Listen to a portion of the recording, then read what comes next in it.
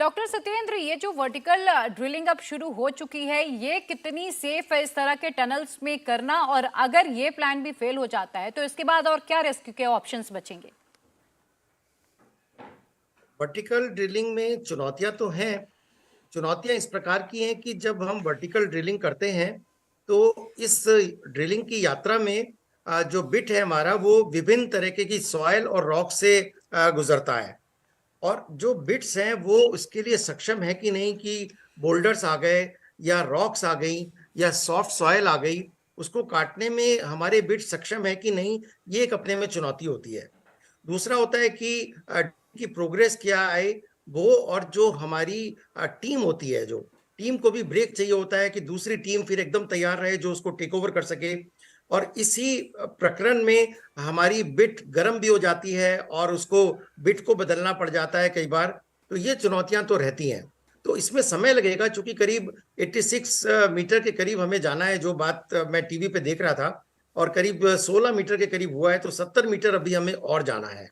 और जैसे मैंने बताया, इस यात्रा में बहुत सी चुनौतियां हैं, क्योंकि हिमालयन जो हमारी माउंटेन रेंज है उसमें बहुत वैरायटी है, सॉइल में और रॉक में और बोल्डर्स में। तो ये एक चुनौतियां जरूर हैं, और इसको देखा जाएगा। और देख ही लिया होगा, जो टीम है जो एक काम कर रही है, उन्होंने इन सब बातों पे अवश्य विचार कर लिया होगा, और उन्होंने इसके लिए जो भी फोर्स मेज्योर हैं वो सब उन्होंने तैयार कर लिए होंगे। उसी हिसाब से बिट्स की व्यवस्था की होगी, और जो टीम है, जो फील्ड पार्टी है, उसका एक वैकल्पिक व्यवस्था भी उन्होंने की होगी। तो लेकिन इसमें समय लगेगा, इसमें समय लग सकता है, क्योंकि 70 मीटर नीचे जाना है, वर्टिकली जाना है। और उसके बाद फिर वो केज भी तैयार रहेगा, जिसमें अभी एनडीएमए के मेंबर साहब जेके बंसल साहब बता रहे थे कि वो केज जाएगा, केज में से फिर एक एक व्यक्ति बाहर आएगा। तो चुनौतियां भी भरपूर हैं, लेकिन हमारी जो टीम वहां पे काम कर रही है, सब बहुत आत्मविश्वास से भरपूर हैं। और जब भारतीय सेना आ जाती है तो फिर तो कोई भी चुनौती कोई बहुत बड़ी चुनौती नहीं होती। भारतीय सेना सब सक्षम है इस सब चुनौतियों का सामना करने के लिए। परंतु हाँ, जो टेक्निकल बातें हैं वो मैंने बताया, टेक्निकल चुनौतियां निश्चित रूप बहुत से ज्यादा हैं। है। बिल्कुल। नवीन भटनागर जी, अब मौसम भी एक बहुत बड़ी रुकावट या व्यवधान पैदा कर सकता है, क्योंकि मौसम विभाग ने कहा है कि 48 घंटे बारिश हो सकती है। सिलक्यारा टनल के बाहर पानी का रिसाव भी शुरू हो रहा है, और अगर बारिश हो जाती है, बारिश ज्यादा हो जाती है, तो फिर किस विकल्प पर काम होगा? क्योंकि अगर मिट्टी गीली होगी तो क्या ये तब भी संभव है कि मैनुअल ड्रिलिंग हो जाए? मैं आपको बताऊं, ये ओएनजीसी वाले बहुत एक्सपर्ट हैं और ऐसी सिचुएशन में काम करते रहते हैं।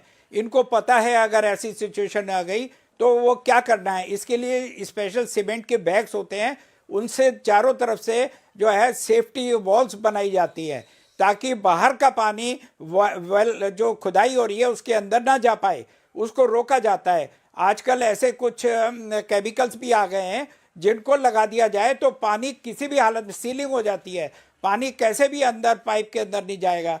तो इसलिए कोई डरने की बात नहीं है। बाकी भगवान पे तो विश्वास एक बहुत बड़ी चीज़ है, और उस पर विश्वास रखिए और ओएनजीसी के ऊपर विश्वास रखिए। बहुत एक्सपर्ट लोग हैं वो, और इस टाइम जो टीमें काम कर रही हैं हिंदुस्तान की बेस्ट टीमें हैं और एक्सपर्ट्स लगे हुए हैं। तो घबराइए मत, कोई बात नहीं, आने दीजिए, उसका मुकाबला किया जाएगा। लेकिन ये ज़रूर है कि अभी एक हमारे पास ऐसा एक्सपीरियंस आया है, बैड एक्सपीरियंस, कि अब हमें आगे के लिए तैयार रहना पड़ेगा। अभी बहुत से रोबोट तैयार हो गए हैं, बहुत से रोबोट हैं जिनको पाइप में डाल के, और ये जो काम हम मैनुअली कर रहे हैं या जो हम उसको मिट्टी निकालने में दिक्कत आ रही है, ये सब आराम से हो जाएगा। वो रोबो अवेलेबल है, रोबोट्स। तो ये सारी चीज़ों की टेक्निक अब भविष्य में हमें करनी ही पड़ेगी।